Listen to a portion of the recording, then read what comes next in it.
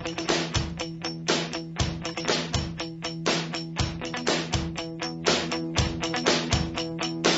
100.9 WXIR, this is Evidence of Design, and I'm your host, Jason Taylor.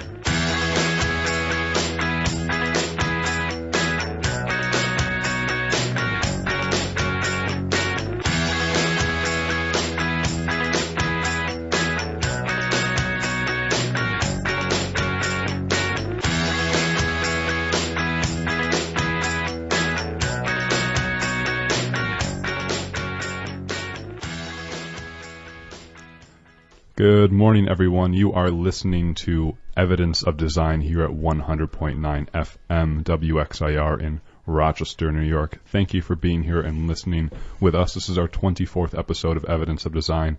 My name is Jason Taylor. I'm your host, and I'm joined today by my good friend and co-host, Matt Treadwell. Good morning.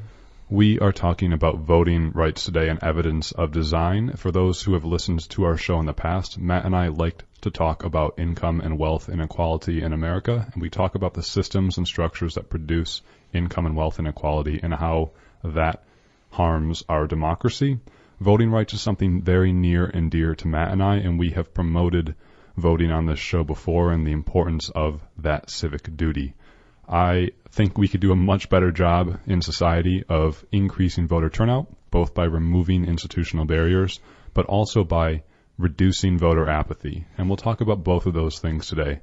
So our goal on the show today is to go through a history of voting rights in America, to talk about modern barriers to voting, and then to talk about why some people choose not to exercise the vote, ultimately to impress upon you, the listener, the importance of voting. We would love for you to participate with us, though. This show is nothing without your participation. And Matt, how can folks get in touch with us? They can call us on the phone number. That's right, 585-219-8889. They can tweet us on Twitter. At Evidence Design 0. And they can message us on Facebook. Evidence Design. Evidence of Design. Evidence of Design. Also, you can email us, evidenceofdesign101@gmail.com. We'll remind you all of those things throughout the show. Please do participate. Voting is one of the most important and sacrosanct things in America, and we want to hear from you. So without further ado, let us jump into talking about voting rights, Matt. And I want to start out our discussion with actually a political speech made by none other than Lyndon Baines Johnson, who was the president in the mid-1960s in the U.S. He's perhaps most remembered for his war on poverty and fairly progressive liberal policies that set up a lot of the social welfare systems that we have today. And so what we're about to hear is a fairly long quote, or a long part of Johnson's speech to Congress in 1965. Johnson made this speech as a reaction to the march with Martin Luther King and other civil rights activists from Selma to Montgomery, Alabama in 1965. So you're about to hear what Johnson said to Congress a few days after that march. And of course, that march is known and has become what's known as like Bloody Sunday and other monikers like that, a really important and seminal moment in the civil rights history of the U.S. And so we're going to hear a 3-minute clip from Johnson. It's a little long, but I think it's fascinating. I definitely want you to hear what former President Lyndon Johnson had to say. Matt? Oh, I'm sorry. One more thing, too, is that the quote, or the tape has been slightly edited. About halfway through the tape, Johnson says 2 anachronistic words for African Americans, and I edited those out just because I think that they're somewhat distasteful for modern society. But if you hear 2 awkward pauses in the mid, basically Johnson is saying the word African American. So, Matt, let's take it away.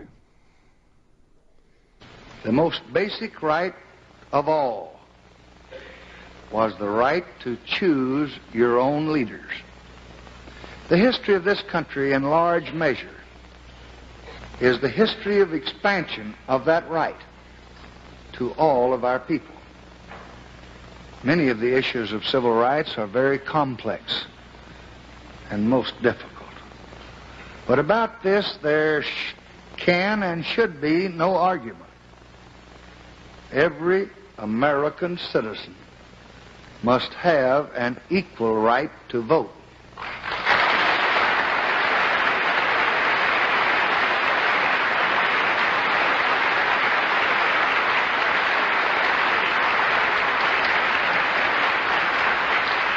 there is no reason which can excuse the denial of that right. There is no duty which weighs more heavily on us than the duty we have to ensure that right. Yet the harsh fact is that in many places in this country, men and women are kept from voting simply because they're... Every device of which human ingenuity is capable has been used to deny this right. The citizen may go to register only to be told that the day is wrong, or the hour is late, or the official in charge is absent.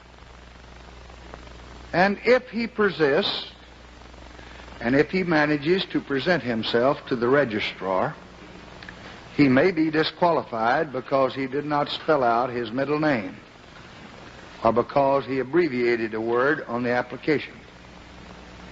And if he manages to fill out an application, he is given a test. The registrar is the sole judge of whether he passes this test. He may be asked to recite the entire Constitution or explain the most complex provisions of state law. And even a college degree cannot be used to prove that he can read and write.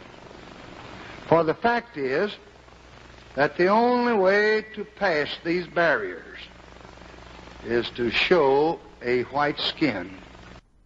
So that was a 3-minute clip from President Lyndon Johnson speaking to Congress in 1965, right after the Civil Rights March from Selma to Montgomery, Alabama. I think that speech is just fascinating, because that was 53 years ago, and it is so far away from where we are today. We have moved so far backwards in terms of our current president, and just even since 2010, we've moved so far away from the types of things Johnson was saying that I'm just completely struck by it. Did you have any reactions, Matt? Yeah. One of the first things that stood out to me was that Johnson called being able to choose our leaders the most basic and fundamental right. Usually, I mean, the first thing that comes to mind for me is that line in the Declaration of Independence where it's like life, liberty, and the pursuit of happiness. Mm-hmm. But I suppose it's just an interesting thing to consider that I suppose the cornerstone of American society is based around the ability to choose our leaders. Mm-hmm. Absolutely, and that's not even written into the Constitution. We'll talk about that in just one second, but voting isn't a right enshrined in the Constitution, believe it or not. Like, you can have legal debates about it. A lot of legal scholars would say, look, it's implied in the Constitution. Like, it mentions voting a number of times, and we have the right to vote. But it's not like the First Amendment, right? The First Amendment protects freedom of speech, freedom of assembly, freedom of press, freedom of religion. Literal. Right, it's quite literal.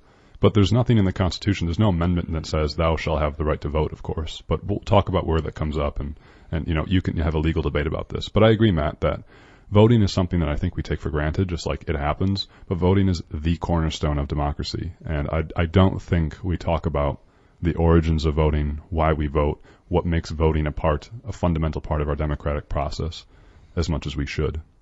And I was also just struck that 53 years ago, Johnson is talking about things that prevented people from voting, mainly African Americans, right. Such as you would show up at a polling place, you would try to register to vote, and it often happened that the person who was registering you to vote was white, and that person would ask you, well, sort of ridiculous things like, do you know which amendment of the Constitution is? If you can't tell me, then you can't register to vote. That's just insanity to me, you know, because I'm a young guy, born in the 90s. I mean, to me, it's easy to fall into this sort of trap of like, oh yeah, you know, American exceptionalism, and we've come so far. But I know this is not the most amazing point ever, but it just fascinates me that 53 years ago, we were having to deal with those things as a country, and we're still dealing with those things today.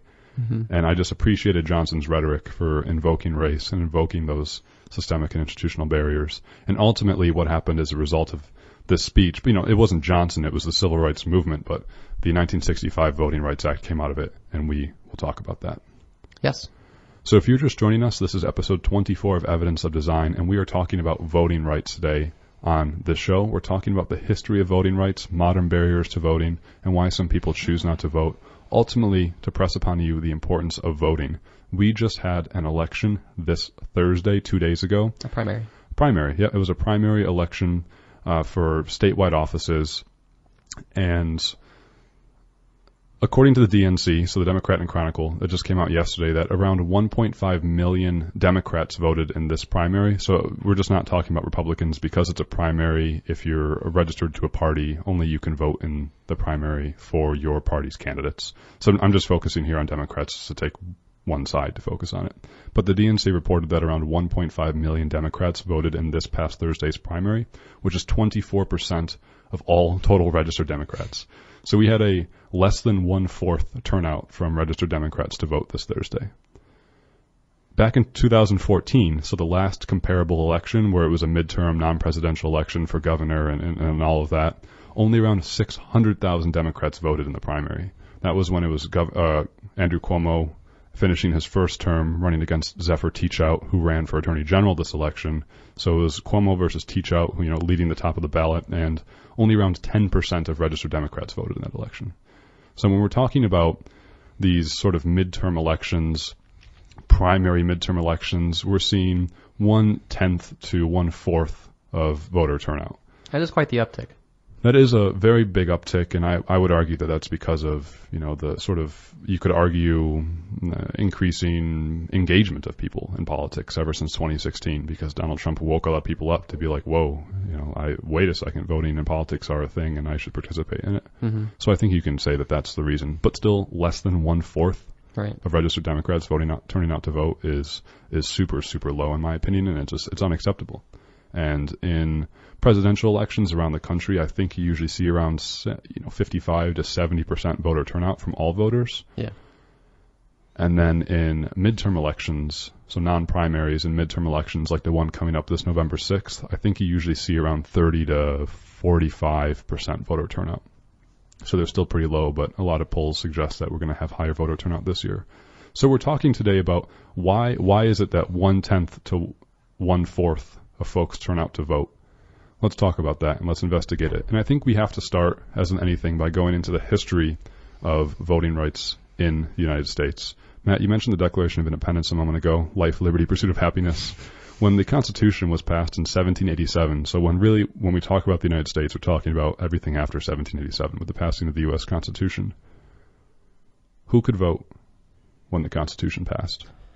As I recall, typically only white, upper-class, male landowners. Yeah, absolutely. So there was nothing really enshrined in the Constitution of who could or couldn't vote. It kind of trickled down to states' rights, but there was 1790, there was Naturalization Acts, which basically said who becomes a citizen.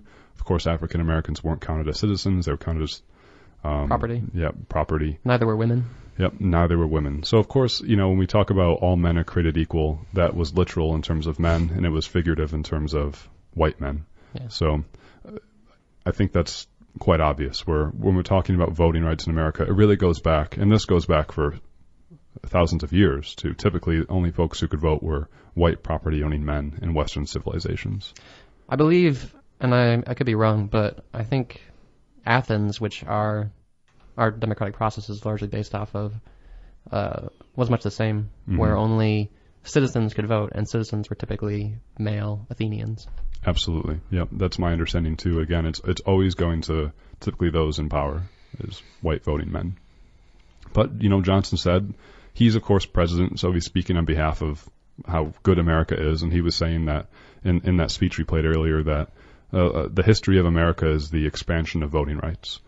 And that's true. We've expanded voting rights, but of course it has not come without a lot of cost and struggle and fighting for that.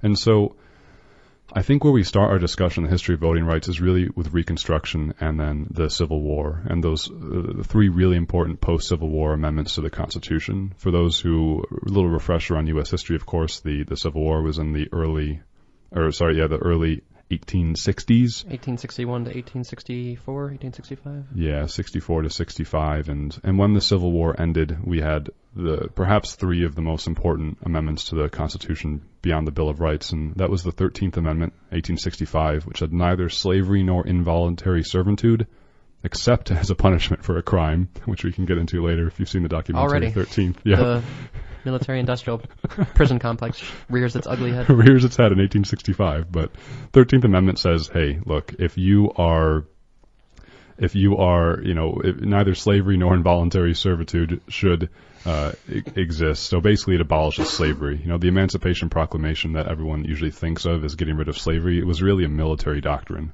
that was used to try to get the South back into the North. So it's really the 13th Amendment that abolishes slavery in the United States, 1865.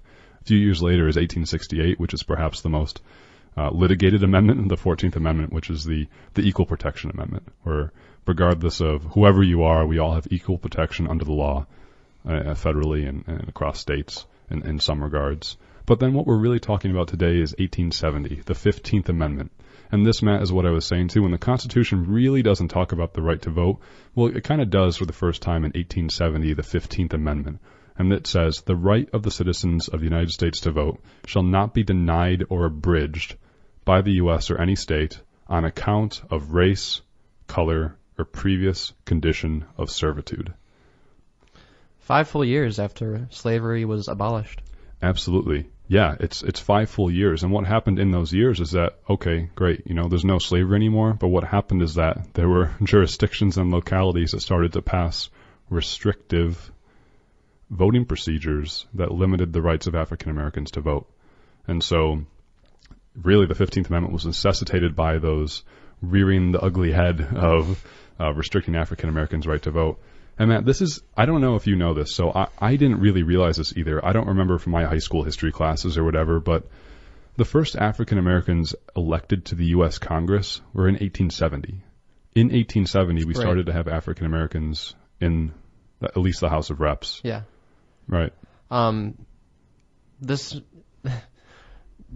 because of our current political climate and indeed the political climate of the last even 100 years, this might come as a shock to some people to hear that as early as the 1870s we were having African Americans elected to Congress.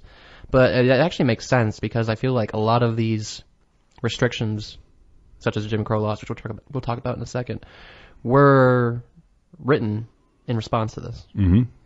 That's a phenomenal point. I think the Reconstruction era in the U.S. history is so fascinating to me, where all of these really laid the foundations of the modern tensions that we have in society. I think Reconstruction is so fundamental. Like, we all know about the Civil War, but I don't think we know enough about Reconstruction, which was those 3 decades following the Civil War.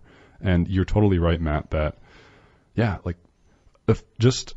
the first African American was elected to U.S. Congress, I think, 3 weeks after the 15th Amendment passed. I'm not saying that resulted from the 15th Amendment, because obviously it takes longer than 3 weeks to hold an election, but there's, the movement of the time was going on. And you're totally right in that people usually talk about Jim Crow, which was those laws and policies that really created a separate and unequal system. You can argue that those really started in 1877, which was the Compromise of 1877, which was when the North agreed to remove federal troops from the South. And so once those troops were removed from the South, more than a decade after the Civil War ended, the South really kind of started to implement a lot of unhelpful policies and procedures against African Americans. This has interesting parallels to something we'll talk about later, I think. Absolutely.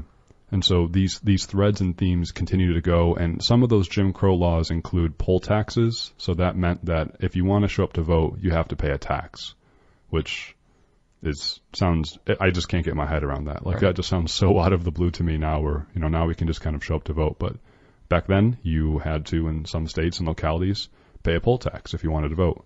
And of course, this hurt African Americans, minorities, and the poor the most. Because in the past decade, they were just coming out of slavery. it was probably the norm that most people who were former slaves didn't have a lot of money, a lot of wealth or property, and this was just another barrier for them that prevented them from exercising their legitimate rights to vote. Right, and tie into income and wealth inequality, in terms of like instantiated government policies that hurt poor people. Poll taxes are a great example. They also had to perform literacy tests often, so these were tests that essentially said, well, look, you have to prove to us that you are a literate citizen of the United States in order to be able to vote. And the tests were wildly unfair, asking people to... It's almost like the modern version of some standardized tests today in schools. Like, I looked up some of the questions, and it was like, circle the first consonant in this sentence, or whatever. Yeah. It's like, what? Entirely inane. And Right, like, who cares? And also just, of course, they were sometimes, as Johnson said in the speech, they were sort of they were things that just no one would know, like, what's the 23rd Amendment of the U.S. Constitution, and not even like wealthy lawyers or whatever would know that, Yeah. off the top of their head. So there was also literacy tests. But the worst part about those, like poll taxes and literacy tests, is that many of those southern states under Jim Crow enacted grandfather clauses, which meant that it often meant that if your relatives were not slaves, you would be exempt from having to pay the poll tax or take literacy tests. if you're descended from slaves, you would have to do it. You would have to, right. So the laws essentially said, in other words, it was like, if you are African American, you have to pay a tax and you have to take a test if you want to vote. Not so blatant, but still pretty blatant. Right. That was kind of the intended effect. And of course, there was also violence and intimidation at polling. So the Ku Klux Klan and also just sort of thugs and threats, the red shirts and all of those things. So you constantly see, I think, throughout history, always this tug of war. I think we've seen this with the civil rights in the 1960s. That's how we got neoliberalism and all of the sort of modern, intense conservatization and capitalization of societies, because the wealthy and elite were really scared of all the progressive policies in the 1960s. And so they kind of got together existentially and said, we got to do something about this. And I think that's why we're living through such, a few decades of conservative policies, because the 1960s scared the crap out of the elite. And I think you also see this right now, and 100 years prior to that, in the 1860s, when the 13th, 14th, and 15th Amendments were passed, a lot of the wealthy white elite in the South, and also the North too. The North is not exempt at all from any of these sort of mall effects of racism and disenfranchisement of African Americans. But I think that Jim Crow was ultimately, it was a logical response of the South's defeat, but it was also sort of a logical existential response from the elite in the South to what they saw as scarily progressive policies coming out of the federal government. So I think throughout history you always see these pendulous swings back and forth. So let's jump ahead now. Again, if you are just tuning in, we're talking about voting rights in America. We're going through a brief history of voting rights in the U.S., and then we're going to be talking about modern barriers to voting and also reasons why people don't exercise the right to vote, ultimately because we want to impress upon you the importance of voting for the health and future of our society. We'd love to have you participate at evidenceofdesign101@gmail.com. You can email us there. You can tweet us at evidencedesign0. And you can give us a call throughout the show, 585-219-8889. So, Matt, we've mostly talked about minorities and also a little bit of poor, but mainly African Americans so far. But of course, throughout all of this, even when African Americans gained the right to vote in really 1870, women still couldn't vote. And women only first gained the right to vote less than 100 years ago, which is insane to me. White women. White women. Only yeah. white women. Yeah, so women gained the right to vote in 1920. So that was women in totality. Like, women couldn't vote until 1920. Right, but at this point in time, there were still these racist practices going on that prevented black women from voting and black men. Yeah. I think it's my understanding that women couldn't vote at all. Right. Until 1920, Yeah.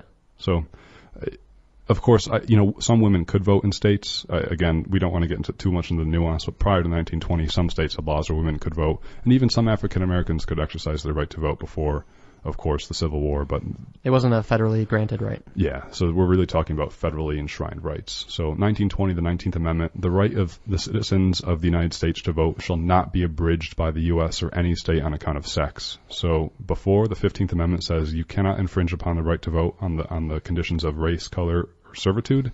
Well, 1920, the 19th Amendment says you cannot abridge the right to vote on account of sex. So we have race, then we have gender. Let's now talk about the 1960s with the civil rights. So poll taxes, literacy tests, grandfather clauses, Jim Crow was still, of course, kind of the law of the land in many states around the country. And in 1964, it took that long since the Compromise of 1877 for the 24th Amendment to be passed in 1964 that basically outlawed the poll tax. So it said the right of the citizens of the U.S. to vote shall not be denied or abridged by reason of failure to pay any poll tax or other tax. The centennial of the Civil War. Yeah, that's a good point. 100 years after the Civil War, it took for the federal government to say, we can't tax you to vote. And so now voting is sort of it's a free right. We don't have to pay for it. It's one of the few decapitalized things in the country so far. Who knows how long that'll last. Right. So 24th Amendment says no poll tax, but there were still other things going on, right? So we needed the Voting Rights Act to try to get rid of those things, hence the Civil Rights Movement and, of course, the march from Selma to Montgomery, Alabama.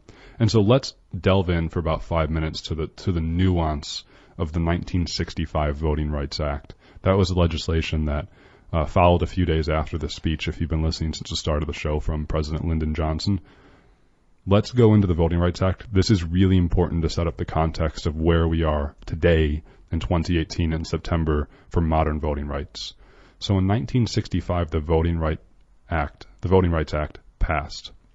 Section 2 of the VRA, or the Voting Rights Act, really instantiated this thing that was a nationwide prohibition against any denial or abridgment of voting rights, meaning across the entire U.S., the federal government said you cannot deny people's rights to vote on the account of race, color, or language. So even though we already had the 15th Amendment in 1870, this legislation came about and said, look, this is further law of the land. This is coming from Congress. You cannot discriminate the right to vote based upon race, color, or language, which essentially removed, in many ways, poll taxes, grandfather clauses, and literacy tests. So when you think about the Voting Rights Act, it essentially protects people's right to vote more equally, and that comes about in Section 2. But let's talk about things that probably no one's ever heard of, because I certainly haven't, until about 2 weeks ago, which is Section 4 and 5 of the Voting Rights Act. So in Section 4 of the VRA, there is a formula that is established that determines which states must receive what's called pre-clearance. Basically permission. Permission, right. So it determines which states must receive permission from the federal government in order to change their voting policies and procedures. Yes. So Section 4 basically creates a formula, and that formula is oftentimes based on whether or not a state had a history of using discriminatory tests or devices, such as poll taxes, such as literacy tests, such as grandfather clauses, and a disproportionately low voter turnout among some segments of their population. So if it turned out that a state had a very low African American turnout as a percentage of the total African Americans in the state or jurisdiction, then it might fall under Section 4 of the VRA. And this also established a committee or board, I believe, to review these materials? Kind of. So in the Eisenhower administration in the 1950s, he created the U.S. Commission on Civil Rights, and that commission has, since the 1950s, really been tasked with checking out civil rights in the U.S. And the U.S. Commission on Civil Rights has played a big role in checking on the strength and integrity of the Voting Rights Act in the 1960s. Of course, again, history, pendulums, threads, they're all tied together. I know we're just kind of sharing dates and times now, but the push for civil rights has been hundreds of years long, and a lot of it started at least the you could argue that the 1860s civil rights movement had its roots in the 1960s civil rights movement had started in the 1950s, such as with the Eisenhower administration and the U.S. Commission on Civil Rights. And so in the VRA, again, you have Section 4 of the Voting Rights Act that says, look, if you are a state that has a history of really disenfranchising minority voters, then you might have to fall under what's called Section 5 of the VRA, which says that if you want to change any of your voting policies and procedures, so let's change how long people have before an election to register to vote. So you have to register to vote at least 1 month prior to an election. Yes. If you want to change something like that, to my understanding, you would have to get approval from the federal government. And the idea is that was that accountability and oversight so that states couldn't start to put in more sneaky policies and procedures to disenfranchise particularly African American voters. And so to my understanding, the states that were really that fell under Section 4 and Section 5 of the Voting Rights Act, it was applied entirely statewide in the states of Alabama, Alaska, Arizona, Georgia, Louisiana, Mississippi, South Carolina, and Texas.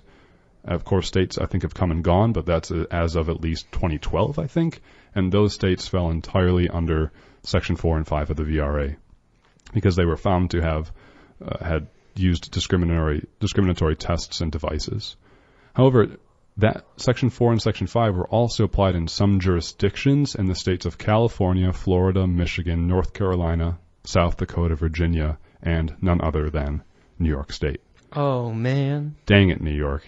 So we have also in New York State fallen under, I don't know which jurisdictions, but Section 4 and Section 5 of the VRA, which essentially said, again, the federal government must give states pre-clearance, must give them permission to change their voting policies and procedures. Why are we talking about this and going into all those nuances? Because Section 4 and Section 5 of the VRA have been effectively repealed in 2013 with a Supreme Court case. We're going back to the Supreme Court, folks. Favorite topic. Our favorite topic in court to talk about, the Supreme Court. We'll go back to that in just a second. It's the Supreme. The biggest. It's like a Taco Bell meal or whatever. Ultimate. The Grandito Court. I haven't eaten Taco Bell in 13 years. Yeah, but you're making me hungry. I'd go for it, let's be honest. So there's also another section, folks, in the Voting Rights Act that came about in 1975. So again, we're progressing our timeline a little bit. And that section essentially made it so that if states or jurisdictions had a lot of minority speakers of a language other than English, then those states and jurisdictions would have to provide translated materials for folks to vote. That sounds really basic and obvious, but only around 31.3% of Americans live in jurisdictions that have election ballots in languages other than English. And that comes from the Pew Research Center in 2016. That is insane. Yeah. So around 1/3 of Americans vote in places where the ballots are provided in languages other than English. Of course, in theory, that's fine because the law has said that, well, only those people need the translations. But of course, we know that all over across the whole country, there are people who speak languages other than English. Right. And it might be difficult for you to understand and read the ballot if it's not in English. Absolutely. So, but according to 2 years ago, the Pew Research, only around 1/3 of all Americans have jurisdictions that provide language translations on their ballots. So, if everyone is still there with us, we are talking about the history of voting rights in America on episode 24 of Evidence of Design here at 100.9 FM WXIR. We talked about the 15th Amendment preventing discrimination of voting based upon race. We talked about the 19th Amendment preventing abridgment of voting rights based upon sex. And then we talked about the 1965 Voting Rights Act that tried to protect voting rights even more and really get the 15th Amendment to do what it was intended to do, so that it fought things such as grandfather clauses, literacy tests, and poll taxes. We also know, of course, that nowadays you can vote if you're 18 years or older. That came about in 1971 as a result of the 26th Amendment. the context of the time, of course, was the Vietnam War, and that there were people being drafted to go fight to war and die for their country, but they couldn't vote. Yes. And so that was passed. It was 21 before? It was 21 before. Now it is 18 where it still stands. Let us now, for the remainder of our time, talk about where we're at with voting rights nowadays. And I think we have to start this discussion in 2010. What was going on in 2010? The midterms of Obama's first presidency. That's right.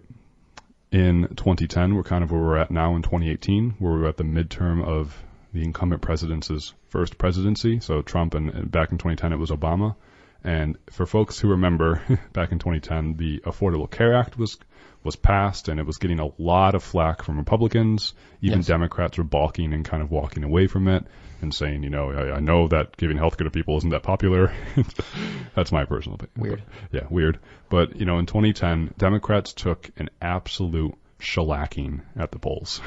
They got mollywopped, whatever phrase you want to use. So the Republicans gained 64 seats in the House of Reps. They gained 6 seats in the Senate, and they gained a bunch of governor's mansions. They won a bunch of governor's races. It was one of the most historically defeating midterm elections in U.S. history, at least modern U.S. history from the 1940s, Right. where Republicans gained an enormous amount of power in the federal government. And it still stands today. Republicans have retained that edge in majorities. So 2010, Republicans gained a lot of seats. And also what happened in 2010 was there was the census redistricting. So every 10 years, the U.S. Census is conducted, and that basically allows those people in power, because of the law in the U.S. that says that people in power can oftentimes draw the political maps, which makes perfect sense to me, right? Have politicians draw their own electoral maps, but the Supreme Court has yet to strike that down, although there's a lot of cases in the Supreme Court now about that. So in 2010, Republicans heavily gerrymandered districts, meaning they changed districts so that their Republican candidates would be a lot safer in office. And Democrats have done this too. I'm not just lambasting Republicans, but again, 2010, they gained a lot of power in the federal government. They gained a lot of power in state government. And then they were in control then of gerrymandering and redistricting because of the 2010 U.S. Census. So 2010 was a pivotal year. And what we started to see after 2010 was modern barriers to voting rights. Those are things like purging voter rolls, so removing people from the voting lists. They were closing voting sites, so they were consolidating them, meaning you have less places to vote, so you might have to travel farther and longer in order to go vote. They were changing provisions of absentee balloting, meaning removing the amount of time you'd have to be eligible to fill out an absentee ballot. Mm-hmm.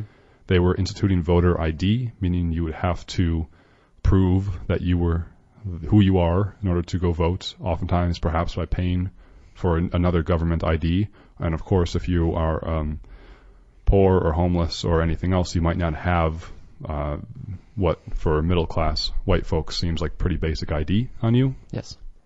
They cut early voting, meaning you again had less time to vote before an election. They curtailed new voter registration requirements, meaning there's a lot of organizations out there like the League of Women Voters or whomever who conduct third-party registration. So they'll go out to schools or civic sites and register people to vote, and then they'll bring those ballots to the County Board of Elections. Well, they restricted the amount of time and the number of people that those third-party organizations could register people for. So they were curtailing voter registration requirements in that way. And then they also changed things, back to the early voting piece. A number of states and localities, 13 to be exact, I think, have it so that you cannot vote early unless you have like an excuse, like almost like a doctor's level excuse if you want to be absent from work. New York State happens to be one of those states where you cannot vote early, to my understanding, in New York State unless you prove that you have or need to. Like you will be out of town or you have a medical notice of you can't get to the polling place. You can't vote early just because it's convenient for you, to my understanding. And New York is one of 13 states that is like that. So all of those things I just mentioned, there's countless stories, if you've looked on even local news, national news, of these things happening around the country, especially since 2010, because Republicans have gained a lot of seats around the country in federal and state offices. This really got the green light, though, in, as we mentioned earlier, 2013, there was a Supreme Court case called Shelby County, Alabama, or that's in Alabama, Shelby County versus Holder. Mm-hmm. This Supreme Court case essentially said that Section 4 and Section 5 of the Voting Rights Act, which again, Section 4 had that formula that states that would, if states had a history of discriminatory practices in voting, they would have to get permission from the federal government in order to change any of their policies or procedures regarding voting. Exactly. So if, Section 4 and Section 5 of the VRA, those were effectively repealed. So that part, Section 4 and 5 of the VRA, had to be reauthorized every so often since 1965, the Voting Rights Act passed.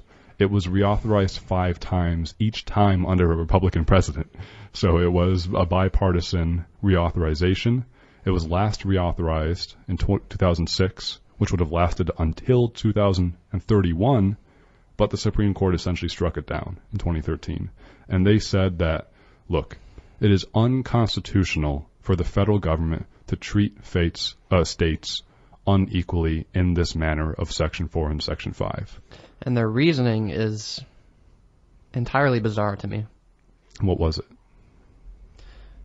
As I understand it, they basically said that because the area of civil rights and voting has progressed so much in the last, I guess, half century, that that Section 4 of the VRA was no longer necessary. It doesn't make sense to me because the VRA was responsible in large part for all of that progress. And taking away that continued oversight seems like a great way to roll back those rights. And when I said earlier that we would be seeing an interesting parallel to the legislation of voting rights in southern states after the Union troops left their posts, this is what I was referring to. This idea that because we have progressed to a certain point, that oversight is no longer necessary. And it's proven time and time again to not be true. That's a really powerful point, I think, and you're totally right in that we've been living through a couple decades worth of time where government has been vilified. Remove deregulation. Let's remove regulation because regulation's bad. Regulation curtails freedom, even though regulation gives freedom. That I've said a million times before on this show that regulation can give freedom, even though it sounds like it takes it away. You are free to go to a bank and not be robbed because robbery is illegal. So yeah. That's an example of regulation giving people freedom. And so the 1965 Voting Rights Act is regulation, but it's regulating your right to be able to go vote equally. Protecting it. Right. Yeah, it's protecting your right. So, I can go blue in the face and yell that, but Matt, I think that's a really powerful point. And yeah, time and time again recently, the Supreme Court and typically conservative, but also Democratic politicians have been rolling back government oversight because guess what? Capitalism works a lot better for people in power when the government isn't involved. And so that's what's happening time and time again. So in 2013, I had never heard about this Supreme Court case. Me neither. Never heard about it. It's almost scary to think how all of this just seems to be flying under the radar, for us at least. Yeah. I mean, I'm involved. I'm an engaged citizen, and I read a ridiculous amount of news. And I'd never heard of 2013 Shelby County versus Holder. And I'm guessing if you're listening to the show right now, you haven't either. And I think that's a problem because we are still living today where Section 4 and Section 5 of the VRA are effectively null and void.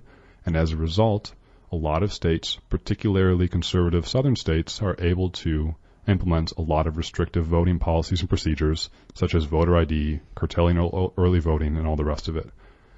And so we are going to finish up our last 15 minutes of episode 24 of Evidence of Design here on 100.9 FM WXIR by talking about 3 examples that have been in the news in the past just 4 months of these examples of voting rights being perhaps curtailed on individuals. So these are 3 different examples. And the first one is actually a result of another Supreme Court case. Oh, the Supreme Court. How much power 9 Americans have for life. Oh, the Supreme Court. This came out from another Supreme Court case, Husted versus Randolph Institute, in June 11th of this year. And so this case, basically this individual brought suit against the state of Ohio because he found out that he was purged from the voter roll. So this individual typically only voted in presidential elections. He didn't vote in 2012 because he didn't like Romney or Ryan. I'm not saying that's a good reason not to vote. You should still vote if you don't like either candidate. You could write someone in, for example, but this individual chose not to vote. And so, when he eventually went to vote later on down the line, he went to vote because he wanted to vote against the legalization of marijuana. He found that when he showed up to the voting place, he was no longer registered, and he had been purged from the voter rolls. And so he sued and said, what gives? And he had changed his address, and so he had never let the Board of Elections know that he had changed his address. And Ohio policy, to my understanding, states that if you don't vote for 2 years, the state will mail to your address a prepaid return card that asks you to confirm your address. But if you've moved, then there's no way for you to know that they've done that. Right. It's like the witch, like if you sink, you're not a witch. Yeah. If you float, you're burned at the stake. You're burned at the stake to be a witch, right? So that sounds a lot to me like, if you're a witch or not. But if the card does not return and you continue to not vote, then you're removed from the voter list. The Supreme Court essentially said that's fine. You can remove people from the voter rolls. And I get both sides here, but the point is that the government didn't make an effort to confirm that person's address from any of the number of ways that the government has your address. And the government has your address in a million different ways, such as, I don't know, where you pay property taxes or whatever, And he was saying, well, why was I removed from the voter rolls when you could have just confirmed my address in a different way? But the Supreme Court said, too bad, you can remove people from the voter rolls like that. So this individual couldn't vote in this election because he had not let the Board of Elections know that he had moved. And so he essentially lost his right to vote. So that's one example that came out of this year where states are removing people from voter rolls. And there's been reports about this in New York State too, especially, I think it was 2016 with especially Latino and Latinx voters in New York. But another example, folks might have heard of this one, was in Randolph County, Georgia, in August 24th of this year, just a few months ago. Again, to put this in context, Georgia is facing a historic election this year where the first African-American woman of a major party is running for governor, and that's Stacey Abrams.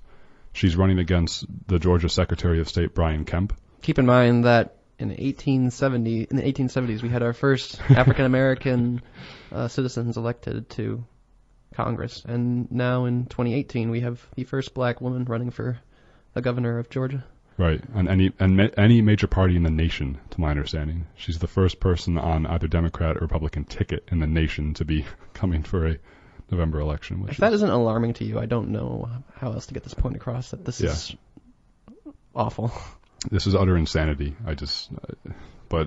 So in Randolph County, Georgia, in this example, the Board of Elections for Randolph County hired an election consultant who proposed to close 7 out of the 9 voting locations in the county to save money.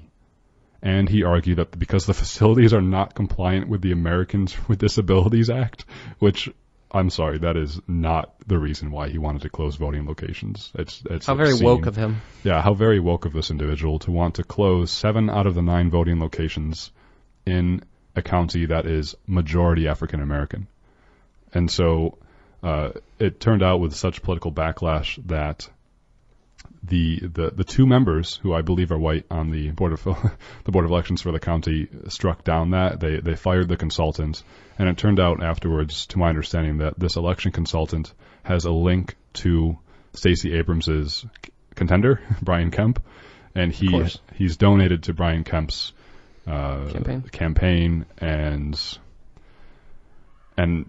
allegedly he was recommended to the Board of Election members by the campaign as an election consultant. So something stinks there, but that's another example of people trying to close polling places around the country. And the last example I have for you really quick is this is a fun one. In Florida, just September 7th, so just like 2 weeks ago, a federal judge in Florida ordered the Florida Secretary of State to mandate that his election officials, because again, the Secretary of State is like the lead election official in a state.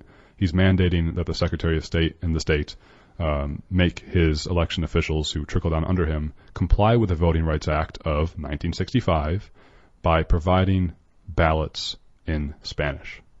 Because Florida has a high Spanish-speaking population, and especially after Hurricane Maria, where there was a lot of immigrants to Florida, this judge was saying that, look, a lot of Florida counties and jurisdictions, I think 32 of the Florida's counties are not living up to the Section 203 of the 1975 edition of the Voting Rights Act by not providing translated materials. And he wrote some really tongue-in-cheek responses. He said, This is incredible. Yeah, this is incredible. So here's some of his quotes, this federal judge. He said, Puerto Ricans are American citizens. Unique among Americans, they are not educated primarily in English, and they do not need to be. But, like all American citizens, they possess a fundamental right to vote. Under the plain language of the Voting Rights Act, they must be provided assistance to vote. Preach. And he goes on to say, voting in a language you do not understand is like asking this court to decide the winner of the Nobel Prize for Chemistry. Ineffective, in other words. Ineffective, in other words. And he goes on to say that it is remarkable that it takes a coalition of voting rights organizations and individuals to sue in federal court to seek minimal compliance with the plain language of a venerable 53-year-old law. It must be great being a judge sometimes. Yeah. Just be like, what are you idiots doing? You're a numbskull or something? Yeah, I don't know. But so essentially this judge produced this ruling in Florida just 2 or 3 weeks ago and saying, look, you got to provide sample ballots in Spanish. It's important to note that I'm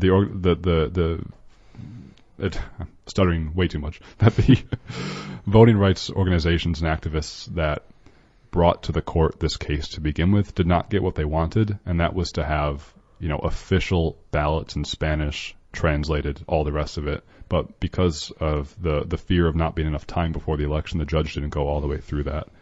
But again, this is 2 weeks ago, an example in a state where ballots are not being provided in a language other than English.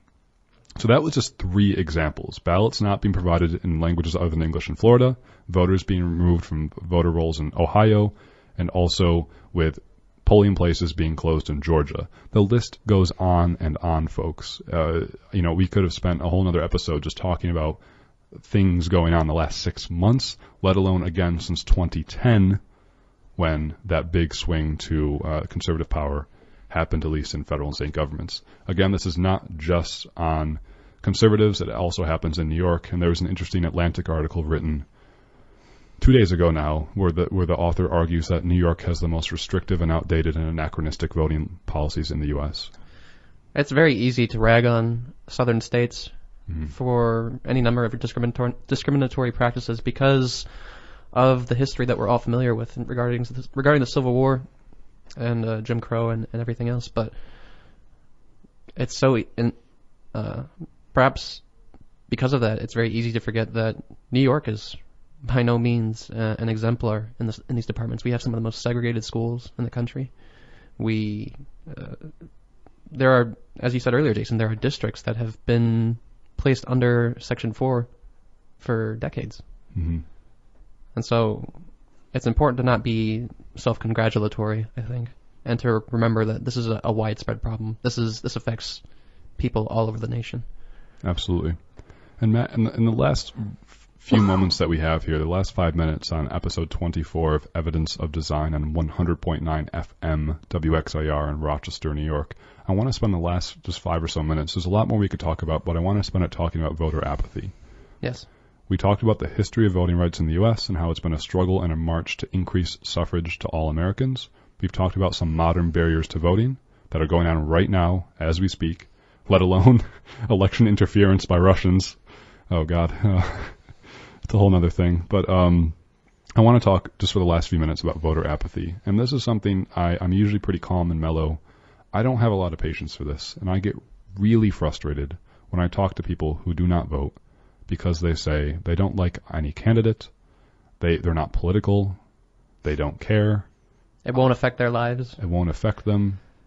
Listen, there are legitimate reasons why certain populations in this country don't vote. Our system isn't working as it should be right now. And if you're someone who doesn't speak English or is of African American descent, there are legitimate reasons to feel disenfranchised with voting, because for as long as we've had the right, there have been attempts to restrict it for certain people.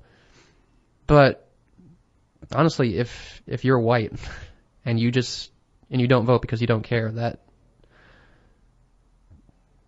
I don't see any legitimate excuse for that. Yeah. I don't,